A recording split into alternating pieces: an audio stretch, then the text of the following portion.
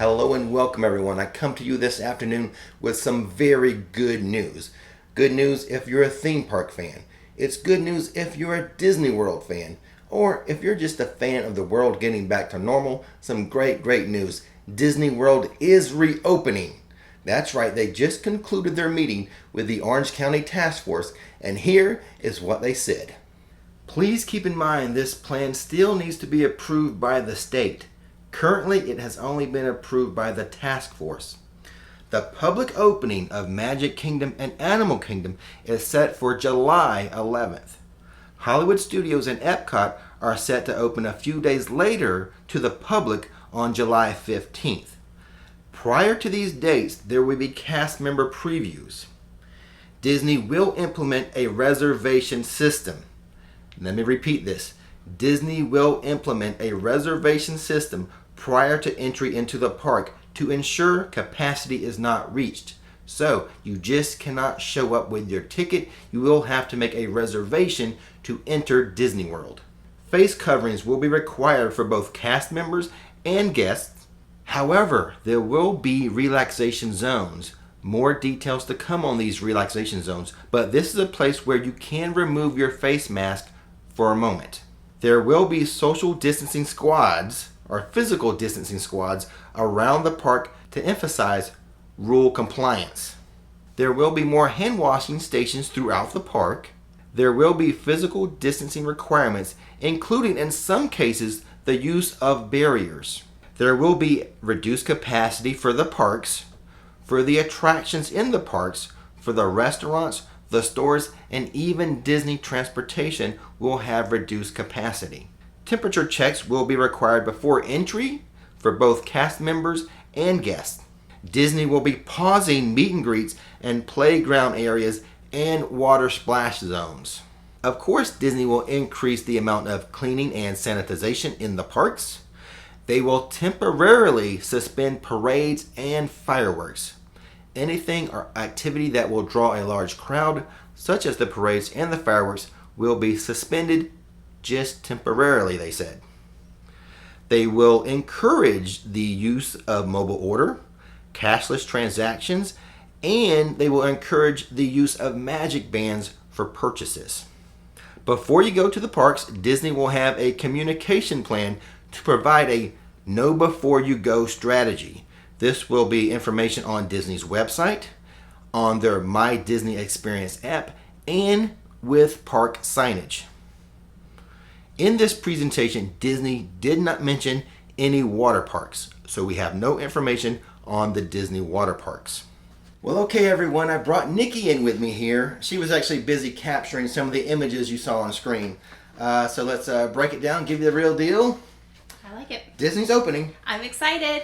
What was the date? We have our notes here. Yes. I can't remember everything. But July 11th. Yes. For Magic Kingdom and Animal Kingdom. Yeah. And then a couple days later, the 15th for Hollywood Studios and Epcot. So a little further out on their opening dates than SeaWorld and Universal. Right.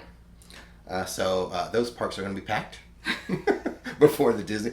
You know what? Disney Springs also opened today. Yes. And it was a 3-hour wait to get into the world of Disney. So yeah, I screenshotted a picture. Maybe you can show the line. The line with social distancing and the number of people. Give me extra work to do. I'm already trying to break news. And just give me extra work. We'll see about that. No promises. Just imagine a long line with people 6 feet apart. Okay. Use your imagination then. But what they are doing, though, they're telling guests they're giving the phone numbers and they will text people when they're able to go into the world of Disney. So yes. The parks, how busy are the parks going to be when Disney reopens? Very busy, I have a feeling. But I like the way, maybe, I don't know.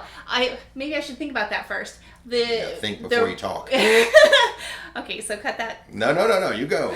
What's your thought? The reservation system worries me a little bit, being a pass holder. How is that going to affect us? If we're not staying on site and all that stuff. So right. They haven't released how they're going to do that reservation system yet. They have, They've only said there will be a reservation system. Yes. And that's to ensure capacity is not overflowing. Right. How's that going to work? I don't know. Is it going to be like trying to get a boarding pass for Rise of the Resistance? Are we ever going to get into Disney? I know. Are hotel people going to have priority? Priority? Yeah. You would think they usually have priority in other stuff. Exactly. Like they get to go on the reservation system first. Yeah. Just like they get access to fast passes first. That's right. Who knows? Details to come on that. But so yes, they are the only ones. Not SeaWorld's not going to have it, and Universal will not have that reservation system. At least right now, that's the plan is not to have that. But Disney will have that. Mm-hmm. That will be interesting to see how that works out. Yes. Mm-hmm. And getting into Magic Kingdom. Yeah, when you have a couple different options, right? You have the ferry boat, then you have the monorail, and then you also have buses. So those are the three modes of getting in to the park. And then they said there's going to be social distancing on those modes. So that's going to be an interesting That will be aspect because as well. unlike, say Hollywood Studios, we can just drive, park, and walk to the gates. You can't do that at Magic Kingdom. That's right. You got to take those transportation modes. And on a good day, it still takes 30 minutes from parking and transportation to get into the park. Yeah. So on a good day. I know capacity is going to be reduced, but half the people or whatever it's going to be in the if you've ever been on the monorails, when it's busy, they just cram people in there. Same thing with the ferry bus. Fill in all available space. Not going to happen now. I don't they think won't it's say going to that be interesting. anymore. No, and then speaking of transportation and with busing and all that stuff, Skyliners. When they open up the resorts. Yeah, the resorts, and it's Hollywood Studios and Epcot and stuff, and you can go Use with the that Skyway. But that's the thing, though. Do they clean that prior to you getting in, and is it just your single party? All things that we're gonna find out. Find we'll out, see. yeah. I don't know how soon I'll be going Lots to of Magic questions. Kingdom. I might hit up the other ones before Magic Kingdom. Just because you can walk in. Yeah. From Don't parking with your own feet. Walk in. I never take like the tram either. Usually I park and I just walk. I'm like, I'm going to be walking all day anyway. Why take the tram? Especially with Epcot. Yeah, so I'm a walker. What else do we have here? Nothing. That was I think the biggest thing was that reservation system. Yeah, that was the one where we're like, how does that affect us? Yeah. But the other stuff's kind of usual. The face coverings. It was nice to hear that they're going to have like a relaxation zone. Yes, I was happy about that. Now, he didn't go into much detail, and it was just on a Q&A after the presentation. Right, it wasn't part of the presentation. One of the members, the task force members, asked them about that. Right. So, and they did mention it, at the end. So that's how he answered the question, that there would be relaxation zones. Where you can take the mask off. And inside and outside of the park as well. Yeah, so how much space are they going to have? Because if you take off your mask, then surely they're going to want social distancing. Right. But there's going to be a lot of people wanting to take off their mask, I'm sure, to get a break from the heat and everything. Yeah. That's going to be interesting to see how that plays out. But that will be in all the parks. So I don't have to go to Magic Kingdom to see that. I can check that out at Hollywood Studios. My favorite park anyway. What else do we have? Oh, the social distancing squads. Squad goals. #squad. Right, we'll be around the park to enforce those kind of rules, right? Well, they said encourage, to emphasize the rules. Emphasize. Hey, use it in a positive way. Yeah. They didn't actually mention in the presentation. My assumption is you can't eat and drink with a mask on. Like at most other places around, you get your table, you take off your mask. Right. And then with all the touchless zones as well, with them going with the mobile order. And honestly, Disney does that fantastic. We do that almost every time. We don't wait in lines for anything when it comes to using that mobile order in the app. past, it's been a Rix trick to avoid the lines. Yes. Now everybody's going to do it. How early are we going to have to order our food now? I know. Exactly. But, and then also something that we don't do is we don't use our Magic Bands for touchless pay. No, we'll have to update that. Yeah, so that might be something that, we can... Unless they have... I so love like Apple Pay now. Yes. I'm getting all like caught up in all my Apple Pay. The grocery store has an app to pay, so That's true. I'm loving that though. That's good. But we'll have to update it for the Magic Band. Especially when you forget your wallet. Yeah, I've been forgetting my wallet now because I just have my phone. Exactly. That's not good. No. What else here of note? This is all pretty usual. Again, they never mention what reduced capacity is. Yeah, what percentage it was. In all the presentations, Universal's, SeaWorld and Disney, they never say, oh, we're only going to allow 50% capacity. They never say that number. They just say there will be reduced capacity for the parks, for the rides, for the stores and stuff. So we don't know what... Do you think that it's based on the government guidelines? Well, so like, okay, now restaurants are up to 50%, so that's what they can do. And then it's more fluid. That way they're not caught and stuck in, this is what we're going to do in this. That is logical. So it can constantly change. But that's logical, but when does logic really come into play nowadays? You would think, like you said, if the state's allowing 50% capacity for restaurants, that they wouldn't allow more than 50% into the park. Right, exactly. So Speculation. maybe that's how just they're guessing. Doing it. Exactly. Don't yell at me for speculating. I think we're bringing up more questions than we are answers. All right. If you guys have answers, let us know too, so we can share it with you guys. They will be pausing, and that's the term they use, pausing meet and greets and the playground areas and the splash zones. So nothing we did. I know a lot of people are into the meet and greets. We never did that much. Usually a long wait for the princesses and... Right. Yeah. And speaking of those high touch zones too, I noticed that Disney has the trash cans that with the flap. Yeah. Because I know we always film somehow by a trash can and there's always a flop. Yeah. So I know that at Disney Springs they've had them propped up. Yeah. So you have to touch it. Yeah. So there's those little things that they're doing as well that we've kind of seen at Disney Springs. Yeah. But here's the thing, and even one of the task force members mentioned this, that the CDC said like this virus does not contaminate surfaces for that long. Right, and that, if they used paper menus, I think was the example, that after several days of not being touched, they can be reused again. Yeah. So, but I think that a lot of times they just want you to use that virtual, the mobile order app. I think that task force member was concerned about all the waste created with paper menus. Right. And he brought up the fact that he said, the CDC says that it's not a big deal for surfaces. Right. But regardless... It's okay. I mean, they can recycle those, I guess. Yeah. Big recycling plant. But see, I mean, really, most of it is quick service anyway when you go to a lot of those places. Yeah. At Disney World, the Magic Kingdom has a lot of sit-down, though, I think. Or more sit-down than most. Yeah, you're right. Man.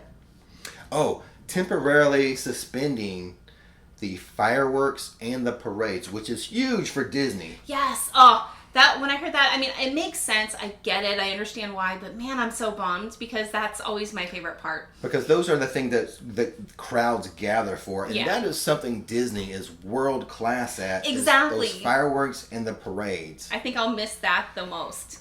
Yeah. But it's temporary. It says temporary. Yeah, so, I mean, and it's understandable. I mean, it makes sense. But this is just such a bummer. This is just for a reopening. We have to start with baby steps and work our way up. Eventually, things will get back to normal. That's true. But to begin with, we have these requirements that need to be followed. Yes. They did not mention water parks. No, How many do they have? They have Typhoon Lagoon and Blizzard Beach. Okay, so Disney didn't mention what's happening with their water parks. No, I was very surprised because I love water parks. It's one of my favorite things to do over summer. And I actually had water park passes last year. So I'm a little bummed if they don't open it. Now, that doesn't mean they're not going to open them. That's true. They were not specifically mentioned in the presentation. Right. And I asked that because of the whole face mask rule. Right. Because every water park so far that's open... Wait. Not every. Universal didn't say much about it either. Right. That small one, H2O... Yeah, that's the one, yeah. They said face masks are a hazard on water rides. So they're not required on the water rides, but that they are encouraged in between the rides. Right. Universal did not get that specific. You're right, they didn't. And Disney did not say anything about it. So we'll have to see. And, SeaWorld addressed a little bit, so that can segue us into SeaWorld. SeaWorld did present. It's starting to rain. I wonder if that's going to pick up on the audio. It's raining here, which may delay I hope it doesn't delay the rocket that's launching today. I know, there's a lot going on today. It's awesome. Busy day. Busy day here in Florida. So here's the news on SeaWorld. Yeah. It's to open on June 11th, with June 10th being an Employee Appreciation Night, which is nice. Yes, I love that. Yeah, very good. Very good for those employees. Yes. They also will require face coverings for employees and guests that are older than 2. Gotcha. I assume all their employees are older than 2. Unless it's a baby seal. The animals don't have face coverings. They will have social distancing ground markers throughout the park. Yeah. Again, the temperature check for employees and guests before you enter. Right. Extra cleaning, contactless entry into the park. So, like a Universal, we don't go to SeaWorld a lot. I can't remember if they have a bioscan or not. But regardless, like Universal and Disney, you would have to put your fingerprint on. Mm-hmm. You have to touch something. SeaWorld, you will not have to touch anything to enter the park. Yeah. Hand sanitizers will be available before and after rides. Mm-hmm. They said they will still have parades and meet and greets, but with some type of physical distancing measures in place. Not sure how that's going to look at if for a parade, people gather for a parade. Maybe they're just not heavily attended anyway at SeaWorld. Honestly, I think we should hit up SeaWorld. Okay. We may do that. Yeah. Something to do between Universal opening and Disney opening. Yeah. And, SeaWorld does have a water park. Yep, they sure do. They briefly touched on their water park. Mm-hmm. And this is what they said. They referred to the CDC saying that there's no evidence that COVID spreads through water or pools. Right. But nonetheless, they will increase their cleaning, mm-hmm. The rafts and different things. Yep. They still will increase that. And they, again, did not mention the face mask policy. Yeah, because we were looking for it. We were, okay, so, what are they saying about it? Yeah. And they didn't mention it at all. Yeah. That's interesting. So far, we've only had that one little tiny water park mention. Of course, that's all they do is water parks. Right. Their little stance on face masks. So, right. Not sure about the others. We will have to go and find out. Stop speculating from the house. Go find out for ourselves. And I think we do want to go to Volcano Bay to test that out. Yes, we do. I'm very, very excited about hitting up Volcano Bay. So there you go. Orlando is opening for business. You better schedule your vacations now. Exactly. And those of you that are staying in Disney hotels, book soon mm-hmm. and be aware of the opening, and hopefully, that reservation system, more information will come out. Yeah. As that quickly. Type of information comes out, we'll let you know. But also, if you visit myrixflix.com, I do have a mechanism, some links for you to purchase tickets for Disney, hotels for different packages for Disney and Universal. Yeah. So go explore that. Go find yourself a deal. I think people need to book right away. I think so. Judging by how busy Disney Springs, just opening a Disney store was. That's insane. I feel like the bounce back for the parks are going to be pretty good. That's my first initial feeling. I think so too. Yeah. You just have some very die-hard mm-hmm. Disney fans. Absolutely. Yeah. So, and that's even with the face mask rule. Yeah. I mean, I think it's going to be busy. And there's a lot of people who don't want to go to a park in a face mask. So, regardless, I think it's going to be a hot ticket. It's going to be interesting. I can't wait to see it. Oh, boy. And with all that being said... Don't miss the magic. Don't miss the fun. Thanks for watching Rix Flicks. And now, it's time to relax. And now I would like to introduce two of our newest Flicksters to join the channel. ML, who has joined as an executive producer, and Rosie Cooper, who has joined as a supporter.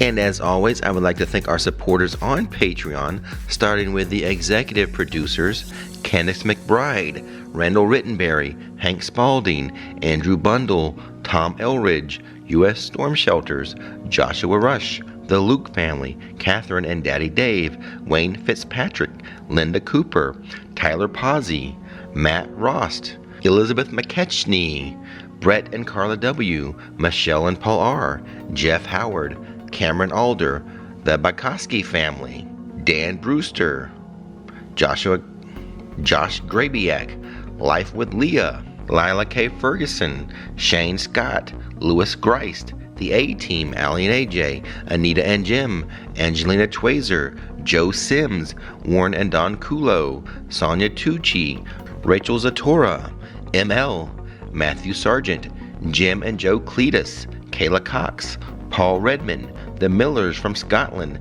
Neil Whitaker, Craig Conley, Chad and Michelle.